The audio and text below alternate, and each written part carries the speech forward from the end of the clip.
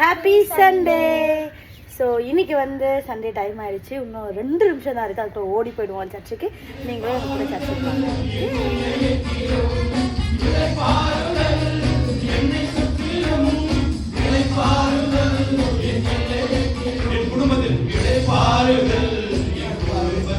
எப்படி கொடுக்குறாங்க, எப்படி தாராள மனசோட இருக்கிறாங்க, எவ்வளவு பெரிய மனசு இருக்குது இவங்களுக்கு அப்படின்னு சொல்லி சர்ச்சுக்கு போகிறது வந்து ஒரு பயங்கரமான மோட்டிவேஷ்னலாக இருக்கும். ரூபஸ் அண்ணாவோட மெசேஜ் அந்த அளவுக்கு சூப்பராக இருக்கும்.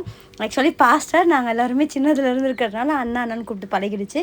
ஸோ காலையில் அதெல்லாம் முடிச்சுட்டு இன்றைக்கி ஃபுல்லாகவே சமைக்கவே இல்லை. அம்மா வீட்டிலே சாப்பிட்டுட்டோம்.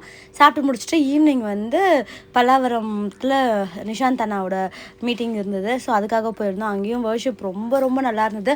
ஒரு குழந்தை பிரதிஷ்டை ஆராதனை இருந்தது. நிறைய சாட்சியோட வந்து ஒரு பிரதிஷ்டை வந்து ரொம்பவே சூப்பராக இருந்தது. அதையும் முடிச்சுட்டு ப்ரேயர்லாம் அந்த சண்டேவே வந்து ஒரு மாதிரி எல்லா நாளும் நமக்காக இருந்தோம். ஒரு நாள் ஏதோ ஆண்டவருக்காக சின்னதாக ஏதோ ஒன்று பண்ணியிருக்கணும் ஒரு ஹாப்பியோட அந்த டே முடிஞ்சது. ஸ்பெஷலாக என்னோடய அக்காவை வந்து அந்த மாதத்துக்கு ஒரு முறை பார்க்குறதே எனக்கு ரொம்ப ஹாப்பியாக இருக்கும். நான் இப்படி இருக்கேன்னா அதுக்கு மிகப்பெரிய முக்கிய